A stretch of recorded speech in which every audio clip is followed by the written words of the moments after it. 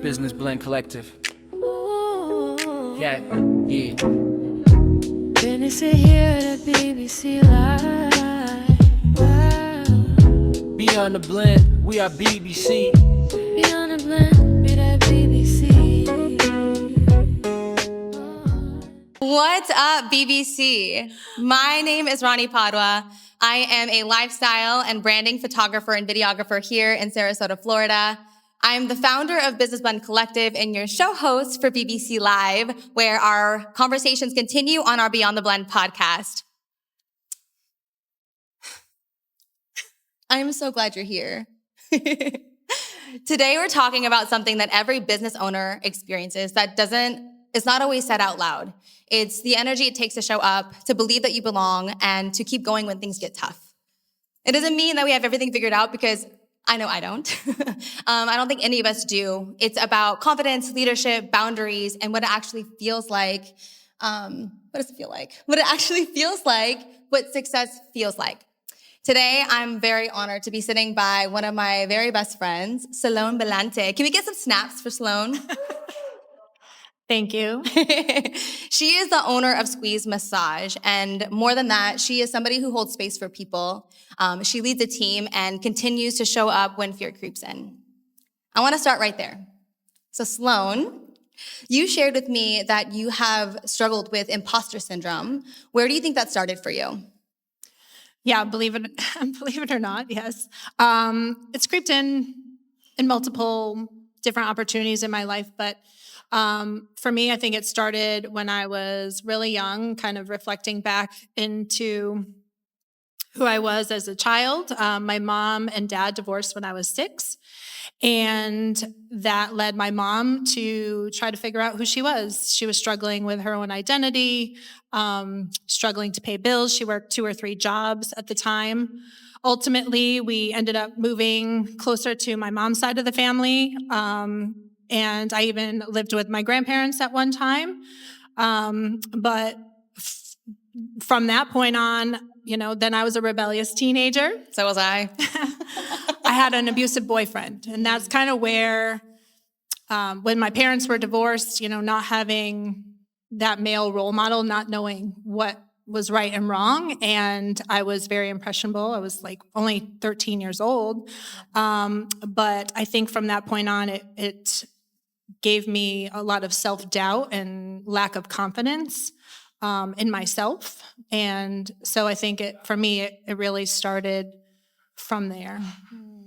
Thank you for sharing that. When I asked you to speak, you said yes, even though it made you uncomfortable. How do you say yes when fear creeps in?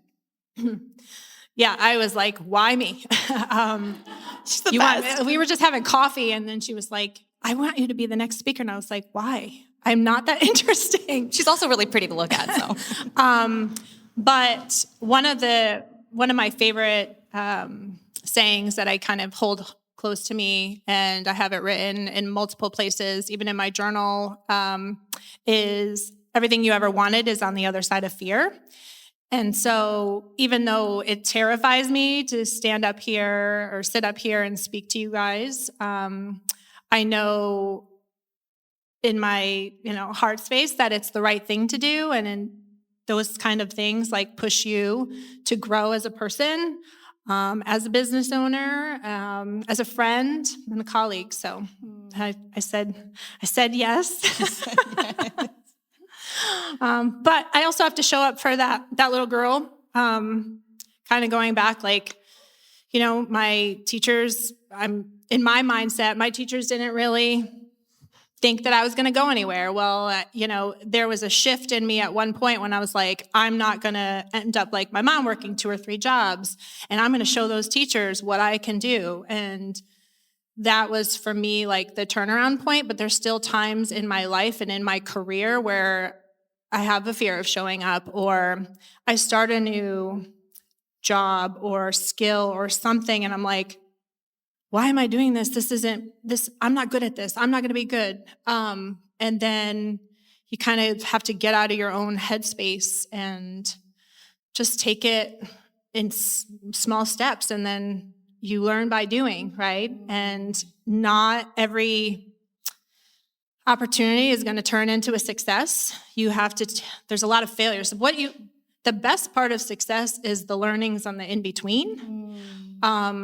That's what really drives success for future growth, is everything you learn through your missteps in between. And if you don't take that first step, then you never know if it's going to be good or bad. But I love that. That reminds me of this word called kaizen. It's a Japanese word called continuous improvement creates big change. So little steps, like saying yes and saying yes and saying yes, like the yes gets easier. And I really appreciate you being vulnerable about sharing what it's like growing up. And I think that whether like that seed was planted as a young girl or seed was planted because you like failed or somebody else planted it for you, it's like making that choice to like pick up your shovel and hoe that weed out every time, like again and again. Yeah. yeah, I mean, you have to just keep pulling through for yourself, you know? I love that. Okay, so take your notes out and get your questions ready because this is like the juice of what we're going to talk about. As a owner of a brick and mortar business, how have you successfully collaborated and how have you protected your energy? Yeah, so collaboration is like the foundation of business, and this is the foundation of BBC, right? Like I started Squeeze because I wanted to build community and connection. That's what BBC is, and this is why this is one of my favorite networking events. So right from the beginning, when I started Squeeze, I said yes to everything, and that's not sustainable. So I was saying yes to donations. I was saying yes to PTOs. I was saying yes to events. I was saying yes to standing around for hours waiting for somebody to come and talk to me. And that is not a good use of my time. But in the beginning, when we're growing our businesses, we all just want to be known, right? So we're putting in the work. We're building our own personal brand. And we want people to know who we are. And so, yeah, I said yes. However, again, it's not sustainable. I recognized very quickly that I was feeling energetically drained. I was a one-person show. Like, yes, I have massage therapists and I have, front desk team, but for me, like, I'm the face of the brand and I'm the one that has to be out there promoting it every single day. So I learned to take a step back at one point and say, like, what's working and what's not. And that's where, like, I feel like I have the most to contribute to this conversation because we all have been there. We all are part of a business, started our own business, solopreneurs, or lead a team. But we all know what that hustle feels like. It's a 24/7 job. Like, it doesn't shut off. So how do you lean in more strategically, and give yourself the space that you need to be strategic and grow and not just get stuck and weighed down in the operational component of the business? Because we all know, like, show of hands, who's jack of all trades, master of none? Like, who does HR, who does sales, who does marketing, who does social media? We all do everything, right? So anyway, collaboration has been a really important part of my business journey, and it's also given me a lot to reflect on and, like, what makes a good collaboration, a mutually beneficial collaboration. There are some people in the room today that I have had the pleasure of collaborating with. It's been a growing experience. There are some people in the room today that I've said no to, and I'm going to share more about why that is. Because not every collaboration is going to be the right opportunity for you. I'm trying to create an elevated massage experience. That's what I pulled out. So now I'm looking at it as, who are the people and the brands that represent that or that align well with my values, who we can complement each other. But I'm also looking for authentic voices. So How many people in the room have been contacted by influencers who say, hey, I want to get a laser treatment and I'll post on, on social media, or I'll have free toast. We love you influencers in the room, but yes. Right.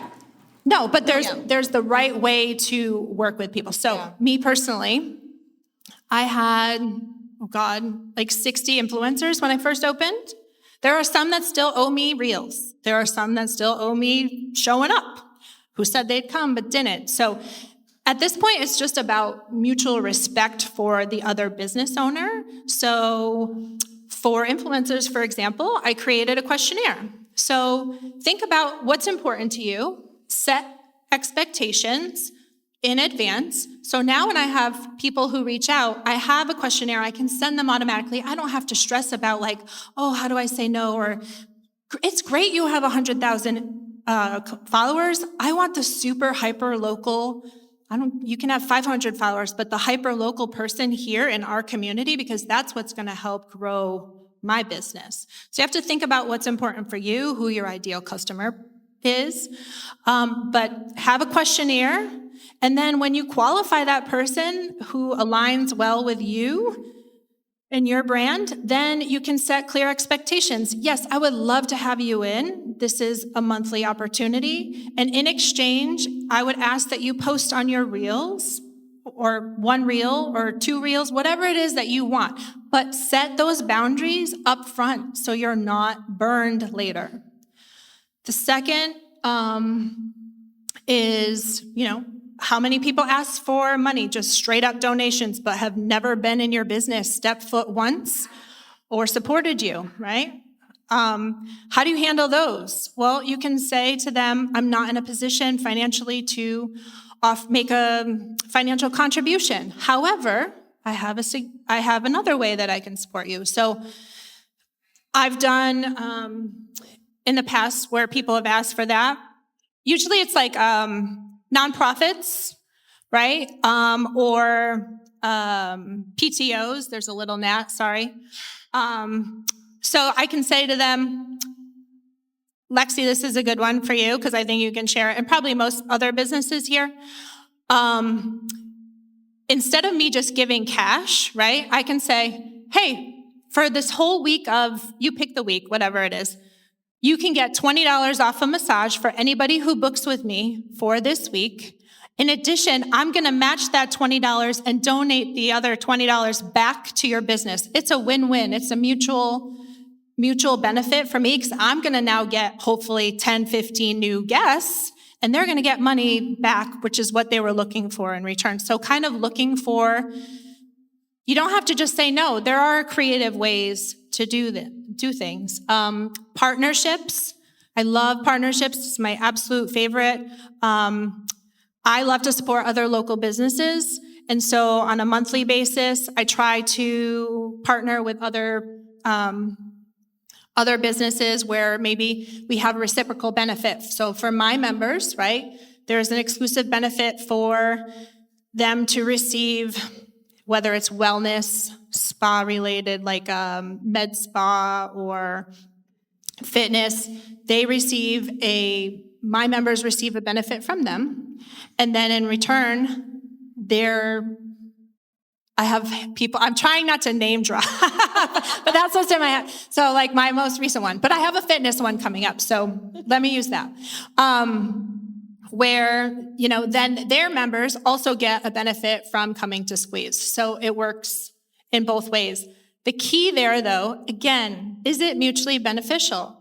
I want to make sure the value of my offer is in line with theirs, right? Or vice versa. I don't want to give away too much and then take from them. So you have to ask certain questions like, how will this be promoted? Are you going to share this on social media? And that kind of leads into pop-ups, which, show of hands, how many people have been to pop-ups and they literally are just waiting there for people to show up to talk to them, and it's been hours, right? I've been to the 5 a.m. fitness class, the 6 a.m., the 7 a.m. Well, guess what? I see like 5 people maybe tops in those 5 hours because everyone's in a different mindset, right? But it's not about that they don't want to talk to me. Maybe if they knew in advance that I was coming and what the expectation was, or maybe that they could come in a little earlier. And that goes back onto the person that you're partnering with for that pop-up. So, hey, that's great. I would love to come and do a pop-up at your location.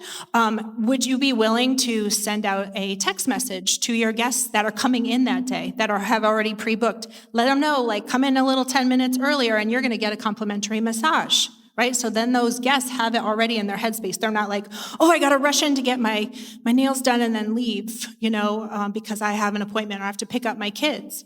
So setting those expectations. Here's my logo, right? Set the logo out, send the logo out so that way they can share it on social media. So, and it goes both ways. So you want to do the same thing for them. So again, it goes really down to making sure whatever you're doing, you're protecting your own time and energy because we are stretched multiple ways, right? And making sure that it's mutually beneficial for everybody that's involved, because we have to support each other. Like this is how we grow, but there's a better way to do it, and it should be respectful of everybody's time and energy that is put into it. I'm probably leaving some of them out, but that was a lot. No, that was great. Like, I think that just number one, just to recap a little bit, I think that if you want to collaborate with somebody, before you ask, maybe take a second to think about how I can help this person, how I can help them grow. So if your heart is an imposter of like, how can I serve you? It reciprocates organically, and if you don't know how, like maybe we can meet for coffee and brainstorm how we can both take this opportunity to elevate together, And so I think just... Yeah, I had mentioned earlier that I said no to somebody. I've said no to several people who want to pop up in my location. Yeah. Now I own Squeeze. It's a massage concept. It's very quiet in there. I have guests that come in. They hardly talk to the front desk. That's the benefit of Squeeze, right? So nice. And then they just go sit in the lounge. So they don't want to talk to people. Like that's the whole thing. Plus also, then there's going to be a lot of standing around. So if you're hoping to talk to people, they're going to come in for their massage. They'll maybe give you a few minutes, but then they're going in for an hour or 80 minutes and then coming out. I'll tell you what, they're not going to talk to you on the way out because they just leave. But I've had to say no. And when I say no, and she said it's okay that I could use her, Lexi. Hi, Lexi. From Lavender Moon Aesthetics. She had asked me a while ago if she could come in and do a pop-up. And I was like, I respect you too much to allow you to do that, really. Because I knew she would just be standing around. It's not going to be worth her time. Yeah. But I've helped and supported her in other ways, and she does giveaways, and she does a lot in our community for, especially with Tara too, of Pink Sebastian, does a lot of different events. And so if I can help and support her in other ways by doing, giveaways or something, then we can do that. And in that case, in a giveaways are great, right? It helps grow our brand presence as long as it's done right, because then we gain followers on Instagram, social media, and it's free publicity because now Lexi's followers will now follow me, right? And they're the same kind of people that I want in my business. So there's a lot of different creative ways, and it's something I've actually become really passionate about. Yeah. When I learned that I can't do everything, and these are the things I'm good at, and these are the things that I don't like to do, and those things stay on my to-do list. We'll put that on tomorrow. Yeah. Is there anybody in this room who has an example of a way that they've collaborated that has been successful that they'd like to share that you haven't heard? That's okay. All good. And I think that, like you said, I feel like BBC is a really great place to figure out where to collaborate. It's something that we talk about all the time. And I think that when we decide that to like work together, you can elevate and you can grow your business. And I think kind of talking about like, right, using each other's followers, like we're all local, like how can we continue to rise? So There's so many amazing businesses in this room. And like I said, some that I have partnered with, some that I look forward to partnering with. And I think it's just knowing before you ask somebody, just know what it is that you want in return, and then also giving them a solution of how you can help and support them. Like know a little bit about their business, and if you followed them, a while. I'm not suggesting that anybody in this room is doing all those things that I said before, but it's just things that have happened to me personally, and then I've just learned from. Okay, next question. What does sustainable success look like for you today, even when things go wrong? Because it always goes wrong. Yeah. Right? That's life. That's a tongue Sustainable twister. success. Sustainable success. Okay. What does that look like? Well, it's a work in progress. You have to be agile and recognize what's working and what's not, and then move quickly. So if you fail hard and move on, and learn from your mistakes. Like I said, the best, feedback is a gift, and also failures are also a gift because you learn from them. So always be learning and recognize what you're good at and what you're not. And so for me, when I first started, I didn't have a manager. I still only have a part-time manager. And it wasn't until I was in the grind, right? Like I said, I was stretched in every direction. I also have 2 boys that are 11 and 13, so I am just all over the place.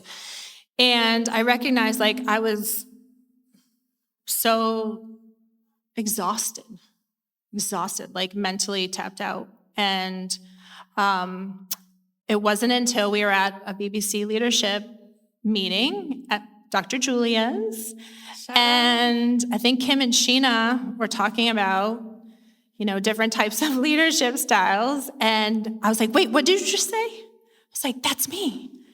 An integrator and a visionary, right? Has anyone heard of that? Rocket fuel. And I was like, yes, I'm a visionary leader. I hate operational stuff. And that is where, and then I was like, I need to find somebody who can help me there, right? And even though I couldn't afford it, guys, it gave me the mental clarity that I needed to think big picture and really truly see my business and what it needs and how to move forward. So I had to, I couldn't afford a manager. So I was like, okay, well, I'll do part-time manager. So she'll give me a little bit. She's been the best blessing in my life because she gives me that freedom and space to see up here so I can grow. So I'm investing now in her, knowing what she's doing for me, because I'm going to be able to now see big picture and grow much faster because I know what the business needs. And I recognize I'm not great at everything. So you have to, it hurts. It's really painful, especially in the first few years of your business when you're not making a lot of money or any money and you're grinding, but invest in people who can do it better than you because you'll be faster and better at the other things and grow much quicker. I love that. I think it's like knowing what you're good at and just do it really, really well. I think you shared, right, being able to zoom out a little bit so you can help grow the business, but also put out the fires, right? Being in the grind and then a fire happens, it's like, oh my gosh, I have to do payroll, but also I have to fill, I need more massage therapists. I have to, Yeah, there's always going to be fires, but you learn, like I said, if you pivot quickly, and then in those learning opportunities, for example, I thought I was doing great, had 12 therapists, right? And then all of a sudden, one's retiring, one's moving to Tampa, and one is got a full-time teaching job. Not because they don't want to work for me, it's just life happens, right? So I'm like, shoot, I'm busy. How am I going to do this? But you just have to, then you roll up your sleeves and then you bring in the people that you know and the things that you know and what I've learned. And I, asked the universe to align me with the right people. And I just hired 3 amazing people. So, you just have to roll with some of the chaos, but there's always going to be, things that try to knock you off your track. But that's business, Who has a question for Sloane? Yeah. Not all at once, everybody, please. Please. All right, we got a question over here and over there. You can have my mic. Question. How did you know when you wanted to grow, what the right step was to take in order to take that next step to level your business up? I'm still there. I'm still trying. How did I know what the next step should be? I just knew that I was being weighed down by a lot and I needed to start delegating to people who could help support me. And so that was really the first step for me, like recognizing what you're good at and like your strengths and weaknesses and putting your ego aside because there's no room for it really. It's like you need to understand this is what I'm good at. And then I think for me, it was understanding like, okay, are there processes that can be improved, right? Looking at my whole team. What kind of business do you have? Jewelry. Okay. Are you a one-man show? Mm-hmm. What's your biggest struggle right now? There are a lot of them.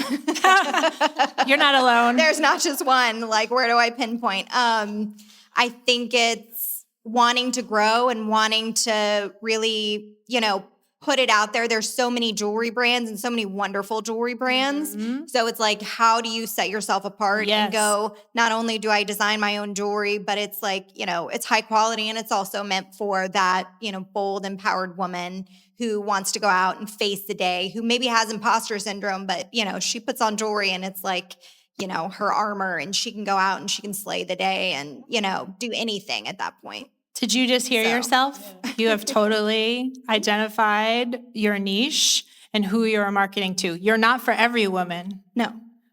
But you're for that woman. And so those are the people you need to speak to. And then just start by aligning yourself with those types of women or brands that feed that, right? So that to me, for you, that'd be the first step. You've already did the hard part. Who am I and who do I serve, right? Right. So. I love that. I need some armor. Yeah. Any other question right here? Hi, I'm Brittany with New Age Health and Wellness. Hi, Brittany. You're next on my list for collaboration. Woo, woo, waiting for it. My question for you, Sloane, is we're in the same complex. I have a health and wellness business. We specialize in hormone replacement therapy and really in-depth hormonal blood work. So all these men and women can figure out what's going on inside their body and just feel like the best version of themselves.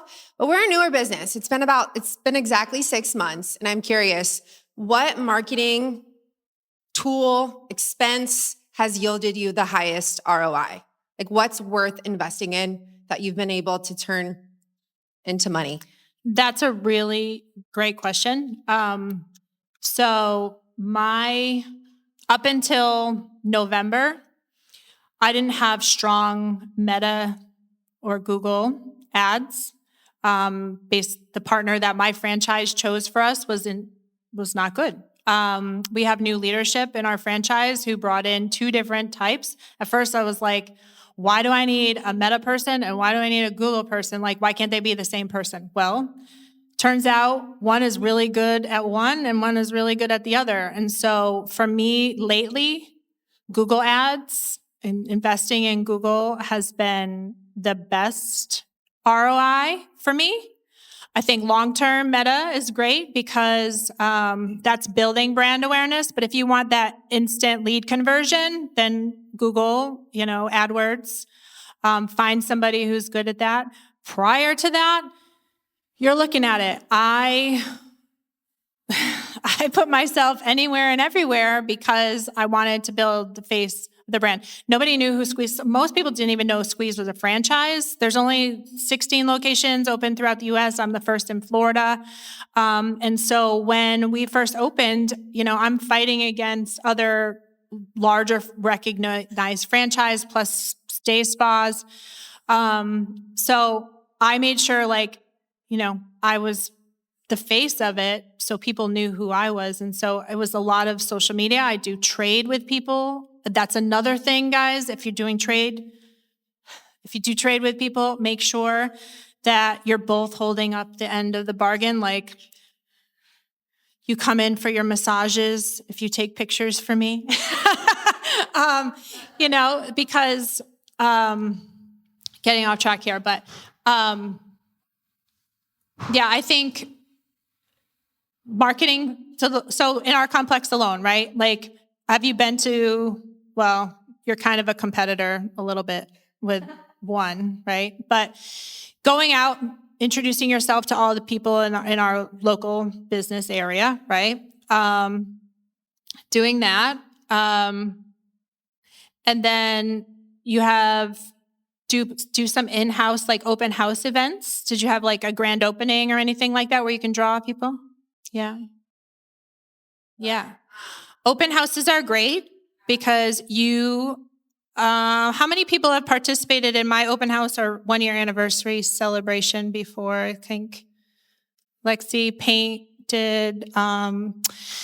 Anyway, you can collaborate with other businesses for that, help promote them, and then it brings people in just to check out your space. Like, I'm a person who should be a customer of yours. I'm very curious about what it is you do. I just haven't been over there. And so I need to do that. But if you had like an open house, that might draw people like myself who's naturally curious about the services that you have, like, because it's not committal, right? It's not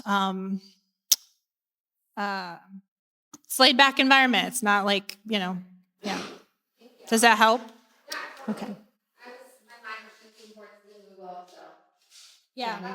I think for you, right, that will be helpful for sure.